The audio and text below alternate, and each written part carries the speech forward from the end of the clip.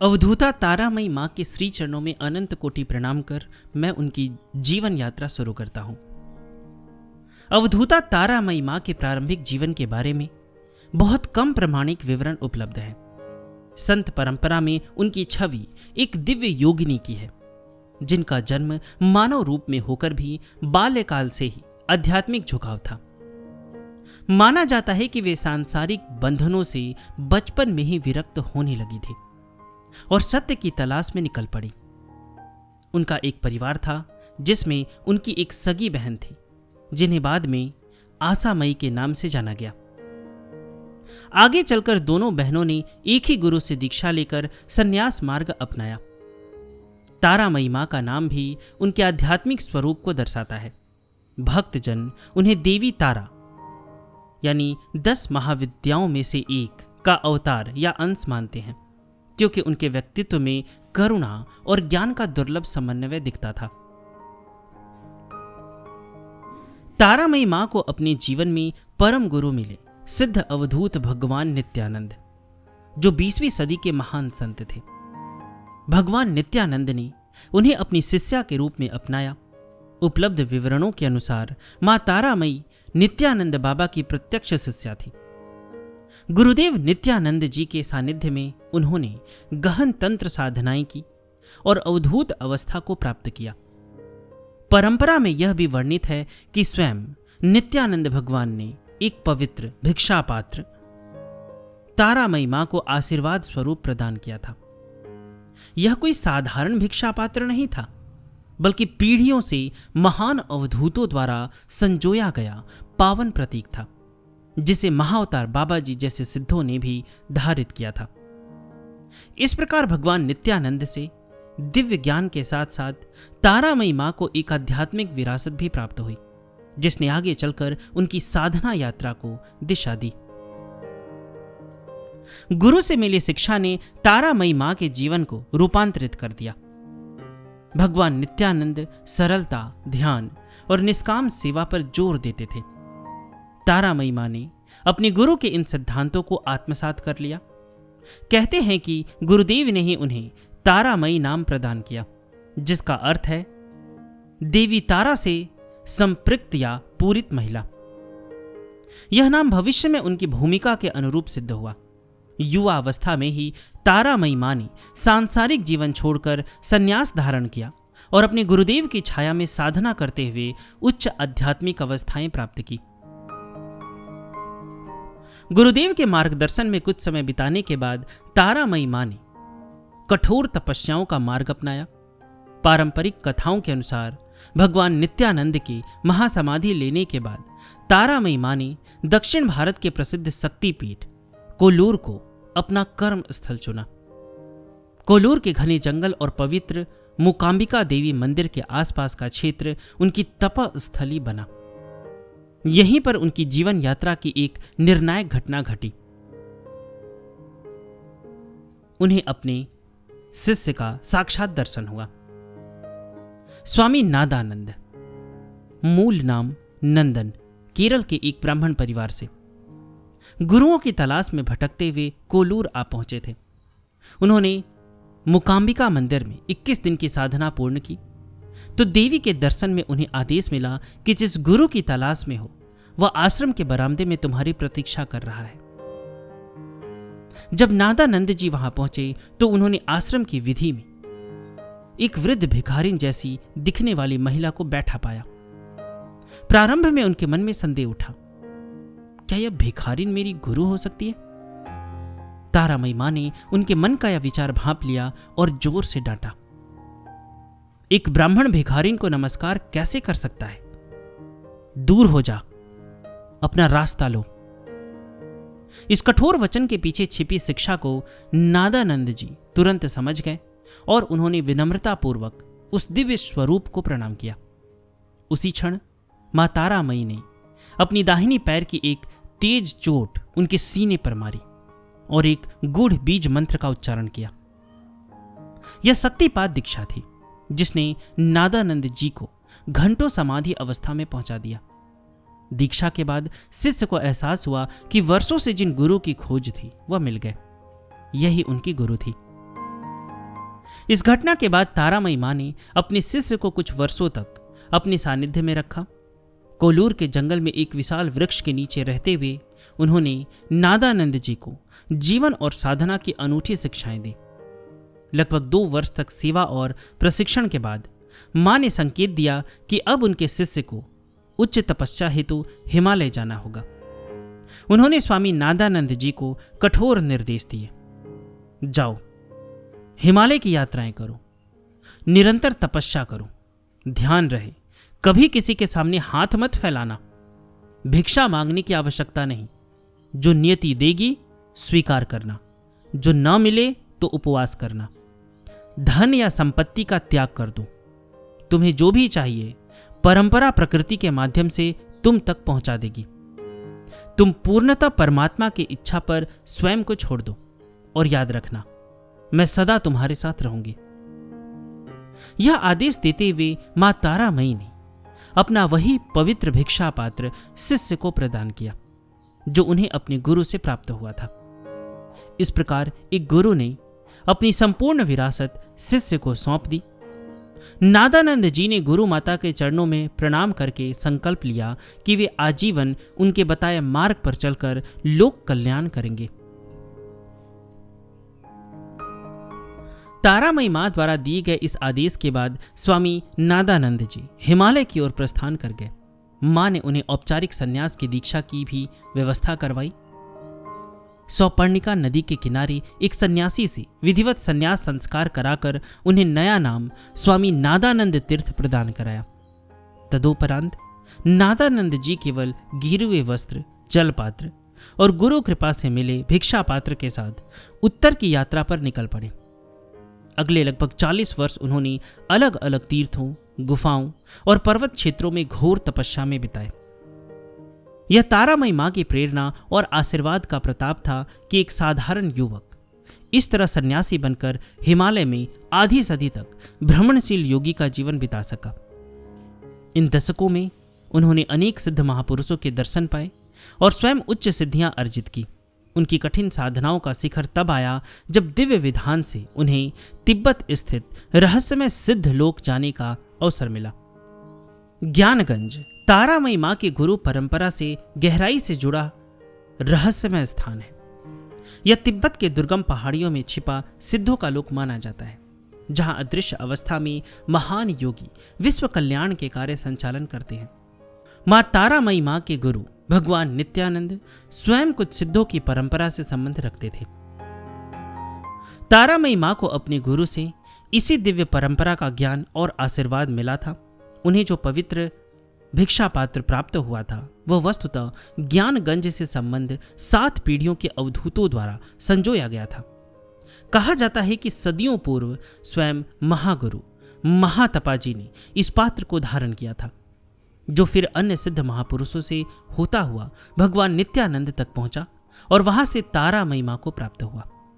इस तरह मां तारामयी को ज्ञानगंज की सिद्ध परंपरा का प्रतीक और आशीर्वाद मिला, जिसने उन्हें एक दैवी गरिमा प्रदान की। मां तारामयी स्वयं हिमालय स्थित इस सिद्ध लोक तक पहुंची थी या नहीं, इसका स्पष्ट वर्णन लोक कथाओं में नहीं मिलता, परंतु उनके आचरण और शिक्षाओं से प्रतीत होता है कि वे ज्ञानगंज के रहस्यों से भली भांति परिचित थे। आशामयी, जो स्वयं त्रियुगी नारायण में तप कर रही थी, ने भी नादानंद जी को समझाया कि महान गुरुओं की इच्छा होने पर ही सिद्ध लोक के द्वार खुलते हैं। इन वचनों ने शिष्य को तैयार किया कि वे अपने भीतर की प्रतीक अशुद्धता को मिटाकर ही वहां प्रवेश पाने की पात्रता अर्जित करें। ज्ञानगंज से जुड़े कई रहस्यपूर्ण प्रसंग तारामयी मां की कथा में आते हैं। एक और उनके हाथों में आया भिक्षा पात्र इस परंपरा का प्रत्यक्ष प्रतीक था। तारामयी मां के बारे में कहा जाता है कि उनके चारों ओर अदृश्य रूप से गुरुओं का मंडल सक्रिय रहता था। उनकी हर लीला के पीछे जैसे किसी उच्च शक्ति का संरक्षण था। भक्तजन मानते हैं कि मां तारामयी स्वयं भी सूक्ष्म रूप से सिद्ध लोक से संयोजित थी और अपने मिशन की पूर्ति होते ही संभवतः उसी दिव्य लोक में लीन हो गई। ज्ञानगंज आज भी साधकों के लिए रहस्य बना हुआ है, परंतु मां तारामयी जैसी विभूतियों की कथाएं इस रहस्य से पर्दा उठाकर आध्यात्मिक जिज्ञासा को और गहरा कर देती है। मां तारामयी का संपूर्ण जीवन एक मुक्त अवधूत का जीवन था। सामाजिक बंधनों और आडंबरों से परे उन्होंने प्रकृति की गोद में रहकर तप किया। कोलूर के जिस घने वन को उन्होंने आश्रय बनाया, वहां वे दिन रात खुले आसमान के नीचे एक बड़े वृक्ष तले रहती थी। न सर्दी की परवाह न गर्मी की, वर्षा हो या धूप, मां तारामयी उसी वृक्ष के नीचे साधारण रत रहती। केवल प्रातःकाल नदी में स्नान आदि के लिए या दोपहर को मंदिर में भिक्षा लेने के लिए जाती थी। उनका शरीर मानो पंच तत्वों के अधीन न रहकर पूर्णतः ईश्वरीय संरक्षण में था। तारामयी मां तांत्रिक साधना की उस परंपरा की गुणी थी। शक्ति साधना उनकी साधना का केंद्र था, जिसका प्रमाण है कि कोलूर शक्ति पीठ को उन्होंने अपनी तपस्थली बनाया। तंत्र शास्त्र में देवी तारा को करुणा और जादुई सिद्धियों की अधिष्ठात्री माना जाता है और तारामयी मां के जीवन में करुणा और चमत्कार होते ही प्रचुर मात्रा में दृष्टिगोचर होते हैं। अपनी साधना के साथ साथ मां तारामयी ने कठोर तप द्वारा शरीर और मन को बिल्कुल निर्मल कर दिया था। उनके गुरु ने उन्हें सिखाया था कि व्यक्ति का शरीर केवल सेवा का उपकरण है। जो सिर्फ अपने लिए जीता है वह पशु के समान है और जो परोपकार के लिए जीता है वही भगवत स्वरूप होता है। तारामयी मां ने इन शिक्षाओं का जीवन में साकार किया। उदाहरण स्वरूप उन्होंने नादानंद को एक अद्भुत अभ्यास सिखाया। घंटों तक नदी के ठंडे पानी में कमर तक डूबे स्थिर साधना करना। ऐसी साधना में शरीर की सुध-बुध छोड़ देनी होती है। यहां तक यदि छोटी मछलियां शरीर को काट कर चोट पहुंचाए तो भी साधक विचलित न हो। जब शुरुआती प्रयासों में मछलियों के काटने से उनके शिष्य के पैरों हाथों में खरोंचे आई तो मां ने मुस्कुराकर कहा, यह अच्छा है, कम से कम उन मछलियों को कुछ भोजन तो मिला। इसी प्रकार तुम्हारा शरीर सदा दूसरों के लिए लाभकारी होना चाहिए। इस प्रकार वे प्रत्यक्ष उदाहरण देकर त्याग और तप का अर्थ समझाती थी। उनका कहना था कि एक अवधूत को अपने शरीर की बिल्कुल चिंता नहीं करनी चाहिए, न सुविधा की न सुरक्षा की। देह को जितना कष्ट मिलेगा आत्मा उतनी ही प्रबल होगी और देह का उपयोग जितना प्राणियों की सेवा में होगा जीवन उतना ही धन्य होगा। मां तारामयी अपने आचरण से वेदांत और शास्त्रों का सार समझाती थी। उन्होंने औपचारिक रूप से नादानंद को न तो उपनिषद पढ़ाए न ही कोई लंबे प्रवचन किए। उनका सारा शिक्षण व्यवहारिक था। एक प्रसंग में नादानंद जी झाड़ू लगाकर गुरु के आसपास की जगह साफ कर रहे थे। यह देखकर मां तारामयी क्रोधित हो गई और चिल्लाकर कहा, क्या कर रहा है? अगर पूरी सृष्टि को साफ कर सकता है तो कर, सिर्फ 6 फुट जगह को साफ करके क्या मिलेगा? शिष्य पहले तो चौंका, फिर समझ गया कि मां का अर्थ है कि केवल अपने आसपास की सेवा पर्याप्त नहीं, पूरे विश्व के कल्याण का भाव होना चाहिए। सेवा का दायरा सीमित नहीं होना चाहिए। इसी तरह जब वे भोजन जुटाने की बात आती तो मां ने सिखाया कि एक सन्यासी स्वयं कभी याचना न करे। मां तारामयी स्वयं रोज मंदिर से भिक्षा मांगकर लाती, फिर सबसे पहले उस भोजन को जमीन पर बिखेर कर चींटियों, कीड़ों, पक्षियों, खरगोशों और यहां तक कि आसपास रेंगते सांपों को भी खिलाती। जब ये जीव तृप्त हो जाते तब बचा हुआ थोड़ा सा अन्न अपने शिष्य को प्यार से अपने हाथों से खिलाती। अंत में जो कण मात्र प्रसाद बचता उसे स्वयं ग्रहण करती। इस तरह उन्होंने नादानंद जी को व्यवहार में अहिंसा और दया का अर्थ सिखाया। पहले अन्न हर जीव का है, अंत में स्वयं का।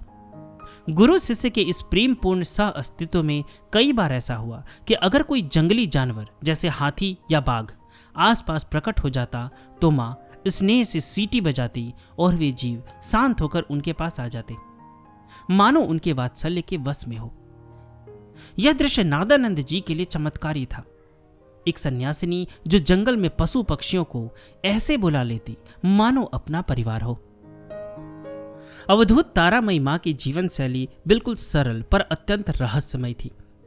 बाहरी लोग अक्सर उन्हें एक वृद्ध भिखारिन या पागल स्त्री समझने की भूल कर सकते थे, किंतु जो साधक उनके संपर्क में आया उसने उनमें ईश्वर का साक्षात अनुभव किया। उनके आसपास कई अलौकिक घटनाएं घटती थी, लेकिन मां स्वयं उन चमत्कारों को कोई महत्व नहीं देती थी। उनके लिए जो जीवन का ध्येय ईश्वर प्रेम और प्राणी मात्र की सेवा था। तंत्र साधना से प्राप्त सिद्धियों को उन्होंने सदैव लोक मंगल के लिए इस्तेमाल किया, चाहे शिष्य को सुदूर हिमालय में अन्न प्रदान करना हो या किसी जिज्ञासु को आत्मज्ञान की झलक दिखानी हो। तारामयी मां का हर कार्य दैवी अनुग्रह से ओतप्रोत था। मां तारामयी मां के प्रमुख शिष्य थे स्वामी नादानंद जी, जिन्हें वह स्नेह से नंदा कहकर पुकारती थी और जो उन्हें अम्मा के रूप में पूजते थे। नादानंद जी के माध्यम से ही मां की ख्याति दुनिया तक पहुंची, क्योंकि उन्होंने अपनी आत्मकथा और साक्षात्कारों में गुरु मां की अद्भुत गाथाओं का बखान किया है। नादानंद जी ने अपने गुरु समागम की घटना को डिटेल रूप में बताया है, कैसे उन्होंने कोलूर में एक वृद्धा के रूप में मां के चरणों में शीश नवाया और उन्हें तुरंत ही शक्तिपात दीक्षा प्राप्त हुई। तत्पश्चात उन्होंने करीब 2 वर्ष मां की सेवा की, उनके साथ जंगल में रहे और जीवन के मूलभूत पाठ सीखे। गुरु दक्षिणा स्वरूप मां ने उन्हें हिमालय भेजकर कठोर तप में प्रवृत्त किया और अंततः लोक कल्याण हेतु सेवा का मार्ग अपनाने को कहा। स्वामी नादानंद जी ने जीवन भर अपनी गुरु की आज्ञाओं का पालन किया। 40 वर्ष का तप पूर्ण करके लौटने के बाद उन्होंने आंध्र प्रदेश के कुरनूल नगर में सिद्धगंज नामक आश्रम की स्थापना की। वहां वे गरीबों को भोजन, रोगियों की चिकित्सा, असहायों की सेवा करने में जुट गए। यह सब उनके गुरु माता द्वारा दिए गए संस्कारों का ही फल था। नादानंद जी कहा करते हैं, मेरे गुरुदेव ही मेरे सभी कार्यों के कारण हैं। उनकी कृपा से ही मैं कुछ भी कर पाता हूं। मैं जो ऊर्जा लोगों की भलाई में खर्च करता हूं, वह उनके अनुकंपा से मुझे दुगनी होकर लौट आती है।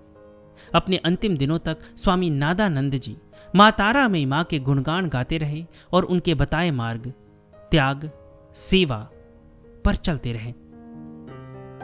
तारामयी मां के समकालीन एवं सह शिष्य के रूप में उनकी सगी बहन आसामयी का नाम अत्यंत महत्वपूर्ण है। आसामयी भी भगवान नित्यानंद की शिष्या थी, अर्थात तारामयी की गुरु भगिनी और जीवन पर्यंत आध्यात्मिक सहयोगिनी। जहां तारामयी ने दक्षिण के कोलूर को अपनी तपोभूमि बनाया, वहीं आसामयी ने उत्तराखंड के हिमालय में त्रियुगी नारायण जैसे पवित्र तीर्थ को अपना निवास स्थान चुना। मां तारा ने स्वामी नादानंद जी को हिमालय भेजते समय कहा था कि तुम्हें वहां मेरी गुरु भगिनी मिलेगी, उनसे मार्गदर्शन लेना। वास्तव में नादानंद जी को देवप्रयाग और आगे चलकर त्रियुगी नारायण में आसामयी मां का साक्षात्कार हुआ। आसामयी ने उत्तराखंड की एक दुर्गम गुफा में रहकर उच्च कोटि की साधना की थी और वो भी सिद्ध अवस्था प्राप्त अवधूता थी।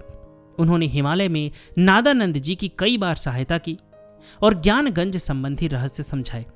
इस प्रकार मां तारामयी मां की आध्यात्मिक विरासत को आगे बढ़ाने में आसामयी मां का भी योगदान रहा। इन प्रमुख व्यक्तियों के अतिरिक्त मां तारामयी की अन्य शिष्यों का शिष्य परिषद की जानकारी बहुत सीमित है। ऐसा लगता है कि उन्होंने बहुत कम लोगों को ही दीक्षित किया। वह जन सामान्य से प्राय दूर एकांतवासी जीवन जीती थी और केवल योग्यता रखने वाले साधकों को ही दर्शन देती थी। कुछ स्थानीय भक्त कोलूर मंदिर क्षेत्र में उन्हें मानते थे, परंतु व्यापक प्रचार से वे सदा दूर रही। उनके गुरु परिवार की बात करें तो भगवान नित्यानंद के अन्य शिष्य भी थे, जैसे स्वामी मुक्तानंद, तुलसी अम्मा आदि। लेकिन मां तारामयी का मार्ग सबसे अलग, अघोर और अवधूत परंपरा का था। उन्होंने अपनी बहन आसामयी और शिष्य नादानंद जी के अलावा अधिकतर एकाकी रहकर ही सिद्धियां प्राप्त की। उनके बाद स्वामी नादानंद जी के शिष्यों ने जरूर कई स्थानों पर आश्रम व सेवा कार्य शुरू किए, परंतु मां तारामयी स्वयं किसी संस्था से नहीं जुड़ी। उनका रिश्ता सीधे अपने गुरु से, गुरु मंडल से और शिष्यों से था। मध्य में कोई संगठन नहीं था। इस आत्मनिर्भर स्वतंत्र गुरु शिष्य परंपरा ने उन्हें एक अनूठा स्वरूप प्रदान किया। मां तारामयी के जीवन में विभिन्न स्थलों का आध्यात्मिक महत्व रहा, परंतु 2 मुख्य भूभाग उभर कर आते हैं: दक्षिण भारत का कोलूर क्षेत्र और उत्तर भारत का हिमालय क्षेत्र। दक्षिण में कर्नाटक राज्य के उडुपी जिले में पश्चिमी घाट की पहाड़ियों के बीच बसा कोलूर गांव मां तारा मई की आरंभिक तपोभूमि थी। यहीं स्थित है प्रख्यात श्री मूकांबिका देवी मंदिर, जो शक्ति की अधिष्ठात्री देवी को समर्पित है। कहा जाता है मां तारा मई ने इसी शक्तिपीठ की छत्र छाया में अपने गुरुदेव से प्राप्त शक्ति साधना को विकसित किया। मूकांबिका मंदिर जिस सौपर्णिका नदी के किनारे बसा है, उसी नदी के पार घने जंगल में वो विशाल वृक्ष है जिसके नीचे मां तारा मई ने वर्षों साधना की। इस वन क्षेत्र को कोलूर वन्य जीव अभयारण्य का भाग माना जाता है, जहां आज भी साधक उस पवित्र स्थल का स्मरण करते हैं। लोक मान्यता है कि कोलूर का वह वट वृक्ष मां तारा मई की ऊर्जा से आज भी स्पंदित है और वहां सकारात्मक कंपन महसूस किए जा सकते हैं। कोलूर में रहते हुए उन्होंने आसपास के अन्य शक्तिपीठों और सिद्ध क्षेत्रों का भी भ्रमण किया होगा। हालांकि इसका लिखित उल्लेख नहीं मिलता। कुछ भक्त यह भी मानते हैं कि कर्नाटक केरल की सीमावर्ती उन पहाड़ियों में मां तारा को सिद्ध योगिनी वन देवी का आशीर्वाद प्राप्त था, क्योंकि कई लोगों ने उन्हें जंगल में अकेले भ्रमण करते, पहाड़ियों पर चढ़ते उतरते देखा था। विशेष रूप से मां तारा मई के प्रत्यक्ष और परोक्ष दोनों तरह के पद चिन्ह मिलते हैं। अपने शिष्य को उन्होंने जिन हिमालयी स्थलों पर तपस्या के लिए भेजा, वे अपने आप में सिद्धपीठ है। उत्तराखंड राज्य के रुद्रप्रयाग जिले में स्थित त्रियुगी नारायण मंदिर उन स्थानों में प्रमुख है जहां मां तारा मई की बहन आसा मई ने निवास किया। त्रियुगी नारायण मंदिर एक प्राचीन शिव विष्णु मंदिर है, जिसे पौराणिक मान्यता है कि यहां भगवान शिव पार्वती का विवाह संपन्न हुआ था और त्रेता युग से चल रही अक्षय ज्योति यहां जल रही है।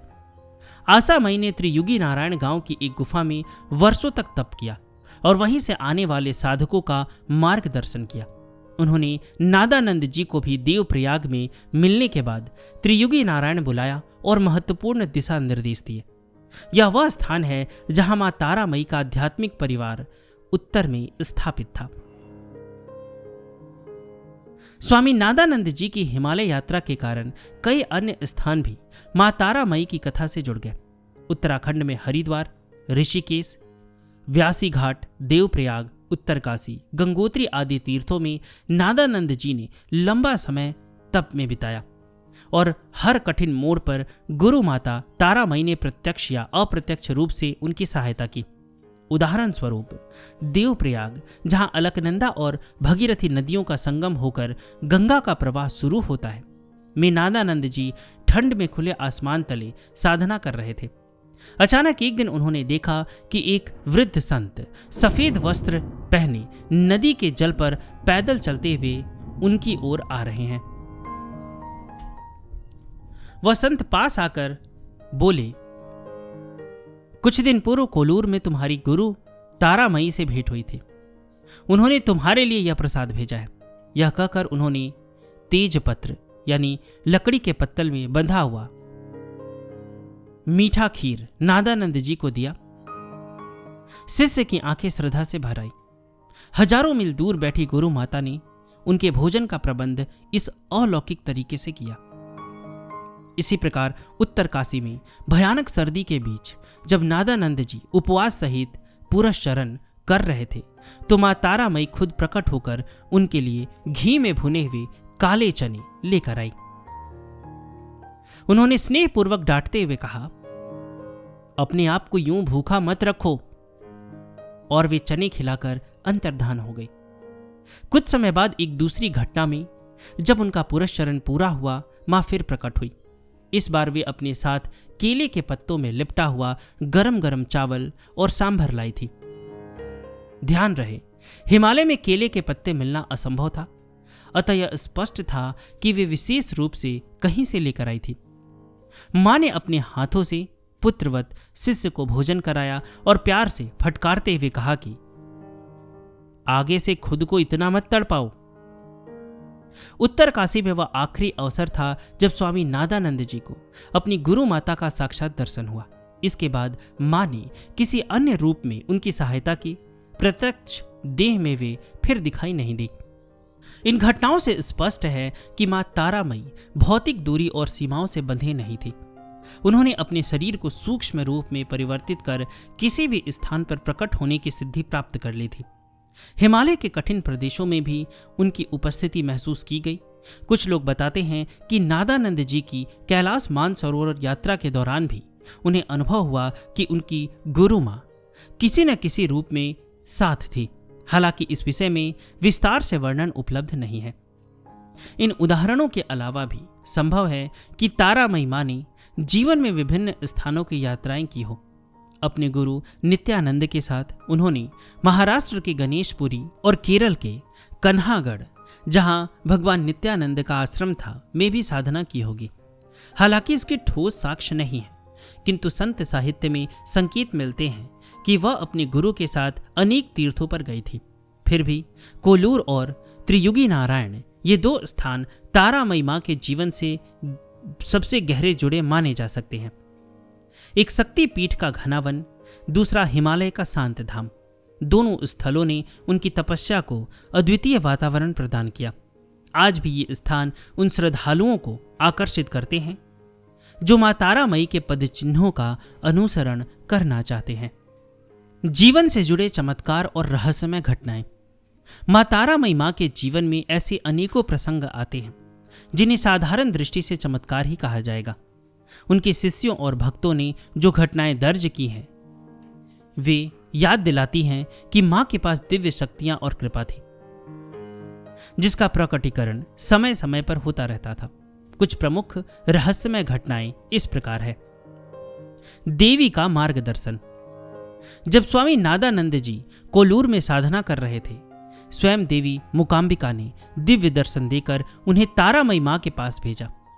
नादानंद जी बताते हैं कि 21 दिन के जब पूरा होने पर उन्होंने एक अद्भुत स्वप्न देखा, जिसमें देवी एक सुंदर युवती के रूप में प्रकट होकर मुस्कुराई और कहा, जिस गुरु की तलाश में हो वो बाहर बरामदे में तुम्हारी प्रतीक्षा कर रहा है। यह माँ तारामयी से उनका प्रथम साक्षात्कार कराने हेतु स्वयं देवी का संकेत था। इस घटना से भक्तजन माँ तारामयी को देवी का ही रूप मानने लगे, मानो आदि शक्ति ने अपने उपासक यानी नादानंद जी को साक्षात अपनी प्रतिनिधि से सुपुर्द किया हो। मन की बात जान लेना। तारामयी माँ के तेजस्वी व्यक्तित्व के सामने कोई भी असत्य या अहंकार टिक नहीं पाता था। जैसा कि पहले बताया, नादानंद जी के मन में प्रारंभ में उठा संशय माँ ने तुरंत भांप लिया था। अनेक बार ऐसा हुआ कि शिष्य या आसपास के लोग कुछ सोचते और माँ बिना बोले ही उसका उत्तर दे देती। उनकी दृष्टि बड़े से बड़े महान को भी विनम्र बना देती थी। कोलूर आश्रम में जब नादानंद जी पहली बार मिले तो माँ ने हंसते हुए कहा था, अरे तुम तो बड़े ब्राह्मण हो और मैं एक भिखारिन जैसे तुम्हारी नजर में। कैसे एक ब्राह्मण भिखारिन को प्रणाम करेगा? यह व्यंग वास्तव में शिष्य के भीतर बैठे संस्कार को आईना दिखाना था। इस एक वाक्य ने नादानंद जी के भीतर की अहम भावना को गलाकर रख दिया और वे तुरंत दंडवत हो गए। माँ तारामयी की इस क्षमता, दूसरों के मन की बात जान लेना और उचित समय पर उसका उपचार कर देना, को शिष्य त्रिकालदर्शिता के रूप में वर्णित करते हैं। अदृश्य रक्षा कवच। माँ तारामयी की उपस्थिति कई बार अप्रत्यक्ष रूप से भी महसूस की गई। स्वामी नादानंद जी बताते हैं कि हिमालय में यात्रा करते समय कई बार ऐसी परिस्थितियां आई जहां कोई आश्चर्यजनक तरीके से उनकी मदद कर गया। बाद में सोचने पर लगा कि वह मदद माँ की ही ओर से आई होगी। एक बार गढ़वाल हिमालय में घोर सर्दियों में वे आगे बढ़ने का प्रयास कर रहे थे तो अचानक राह में उन्हें एक वृद्धा मिली, जिसने उन्हें समझाया कि अभी आगे मत जाओ, मौसम बहुत खराब है, अप्रैल तक रुक जाओ। बाद में एहसास हुआ कि वह तो आशामयी थी जो त्रियुगी नारायण में होती थी, परंतु अचानक मार्ग में प्रकट होकर चेतावनी देकर चली गई। इसी तरह कई अजनबी लोग सफर में मिलते, भोजन करा देते, आश्रय दे देते। नादानंद जी मानते हैं कि यह सब गुरु मंडल, जिसमें माँ तारा, आशामयी व अन्य सिद्ध शामिल हैं, की ही व्यवस्थाएं थी। समय और स्थान का लोप। माँ तारामयी के लिए समय स्थान मानो निरर्थक हो चुके थे। एक घटना में नादानंद जी गंगोत्री क्षेत्र में साधना कर रहे थे। उन्हें गुफा नहीं मिल रही थी तो एक टूटी सी झोपड़ी में रहना पड़ा। वहां एक रात उन्हें अनुभव हुआ कि उनकी गुरु माँ पास ही बैठी है।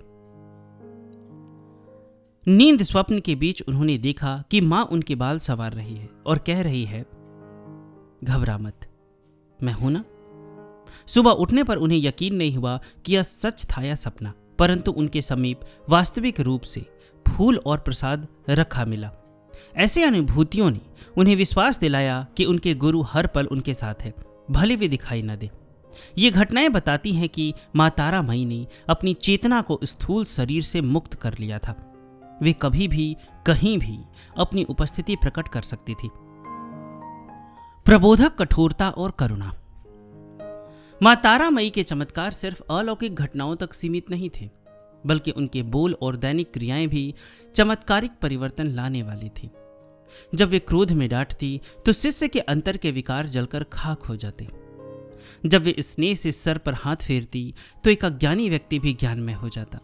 उनकी उपस्थिति मात्र से लोगों के रोग शोक कुछ समय के लिए विलीन हो जाते थे। यद्यपि उन्होंने कभी दावा नहीं किया, न ही प्रचार। स्थानीय लोक कथाओं में एक दो प्रसंग आते हैं जहां किसी ग्रामवासी ने बीमार बच्चे को मां के चरणों में लाकर छोड़ा और बच्चा स्वस्थ हो गया। मां तुरंत कहती थी, मैंने कुछ नहीं किया, यह देवी शक्ति की कृपा है। तारामयी मां हर क्षण दिव्य शक्ति से जुड़ी रहती थी, इसलिए उनके आसपास चमत्कार स्वाभाविक रूप से होते रहते थे। इन समस्त घटनाओं ने मां तारामयी को एक दंत कथा जैसा बना दिया था। लोग आपस में फुसफुसाकर उनके किस्से बताते, पर मां को इन बातों से कोई फर्क नहीं पड़ता था। वे न प्रसिद्धि चाहती थी न जयकारा। उल्टे अगर कोई उनके चमत्कार की प्रशंसा करता तो उसे डांट देती। यदि ईश्वर पर विश्वास है तो चमत्कार पर ध्यान मत दो। उनकी दृष्टि में सब कुछ ईश्वर की लीला थी। वे स्वयं को केवल एक माध्यम मानती थी। मां तारामयी मां का भौतिक जीवन कब और कैसे पूर्ण हुआ यह आज भी रहस्य के आवरण में है। उन्होंने अपने शिष्यों को पहले ही संकेत दे दिया था कि एक समय आने पर वह अदृश्यमान रूप से नहीं रहेगी। उन्होंने अपने शिष्यों को पहले ही संकेत दे दिया था कि एक समय आने पर वह दृश्यमान रूप से नहीं रहेंगी, लेकिन सूक्ष्म रूप में सदैव साथ बनी रहेंगी। उत्तरकाशी में आखिरी बार दर्शन देकर जब वे लोप हुई तो स्वामी नादानंद जी को आभास हो गया था कि अब गुरु माता संभवतः योग समाधि की ओर अग्रसर है। इसके बाद नादानंद जी ने हिमालय के कई स्थलों पर उन्हें ढूंढने का प्रयास किया, किंतु मां फिर प्रत्यक्ष रूप में नहीं मिली। वे अपनी मिशन की पूर्ति कर चुकी थी। शिष्य को गहन ज्ञान दिला दिया, सेवा का व्रत दिला दिया। अब शायद उनके लिए देह में रहने का प्रयोजन समाप्त हो गया था। ऐसी महान सिद्ध अवधूताएं प्रायः गुप्त रूप से महासमाधि लेती हैं, जिसका विवरण दुनिया को बहुत बाद में या कभी कभी पता ही नहीं चलता। मां तारामयी के साथ भी ऐसा ही हुआ। न उनके देह त्याग की तिथि ज्ञात है, न समाधि स्थल की जानकारी सार्वजनिक है। कुछ भक्तों का मानना है कि उन्होंने हिमालय में ही किसी गुप्त सिद्ध लोक में प्रस्थान किया जहां ज्योतिर्लीन हो गए। वहीं दूसरी ओर कई मानते हैं कि उन्होंने कोल्लूर में अपने प्रिय वृक्ष तले ही शांतिपूर्वक शरीर छोड़ दिया होगा और स्थानीय साधु संतों ने उनका अंतिम संस्कार गुप्त रूप से कर दिया। इन सब मान्यताओं के बीच एक बात निश्चित है, उनके शिष्य स्वामी नादानंद जी ने घोषणा की कि मेरी गुरु मां ने कभी मेरा साथ नहीं छोड़ा है। वे आज भी यही हैं। नादानंद जी ने महसूस किया कि भले ही मां तारामयी शारीरिक रूप से उपस्थित नहीं, लेकिन हर क्षण एक अदृश्य ढाल की तरह उनकी चेतना में विराजमान है। जब 2017 में अपने जीवन के अंतिम चरण में स्वामी नादानंद जी से एक साक्षात्कार में पूछा गया कि क्या आपकी गुरु अभी भी आपको मार्गदर्शन देती हैं, तो उनकी आंखों में आंसू आ गए और उन्होंने भावुक होकर कहा, गुरु मां ने एक पल के लिए भी मुझे छोड़ा नहीं है। आज भी इस क्षण वे यहां विराजमान है। यह कथन मां तारामयी की वर्तमान उपस्थिति को सिद्ध करता है। वास्तविकता यह है कि ऐसे उच्च कोटि के आत्मानंद में स्थित गुरु न तो मरते हैं न कहीं जाते हैं। वे बस सूक्ष्म जगत में प्रवेश कर जाते हैं, जहां वे अनंत काल तक अपने भक्तों का मार्गदर्शन करते रहते हैं। मां तारामयी मां का कोई भौतिक स्मारक या समाधि संभवतः सार्वजनिक रूप से उपलब्ध नहीं है, परंतु उनका वर्तमान स्वरूप उनके शिष्यों की सेवा और उनकी शिक्षाओं में परिलक्षित होता है। स्वामी नादानंद जी द्वारा स्थापित सिद्धगंज आश्रम और उनसे जुड़े सेवा कार्यों में लोग मां तारामयी की प्रेरणा महसूस करते हैं।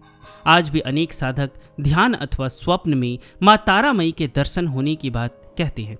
कोई उन्हें हिमालय की किसी गुफा में दिव्य ज्योति जैसी देखते हैं, तो कोई कोलूर के जंगल में किन्हीं वृद्ध तपस्विनी का आशीर्वाद पाता है। भक्तों का विश्वास है कि मां तारामयी ब्रह्मांड में व्याप्त शक्ति बन चुकी है, जो आवश्यकता पड़ने पर किसी भी रूप में प्रकट होकर साधक का कल्याण करती है। इस प्रकार अवधूता तारामयी मां की जीवन गाथा, पौराणिक कथा, लोक कथा और संत परंपरा का सुंदर संगम है। उनका जीवन हमें सिखाता है कि अनन्य श्रद्धा, गुरु भक्ति, त्याग और करुणा के पथ पर चलते हुए मानव सीमाओं का अतिक्रमण किया जा सकता है। आज भले ही मां तारामयी शारीरिक रूप से हमारे बीच न हो, लेकिन उनकी कहानियां और शिक्षाएं संत साहित्य में सदैव जीवित रहेंगी, प्रेरणा का प्रकाश बनकर तारा की भांति पथ प्रदर्शक करती हुई।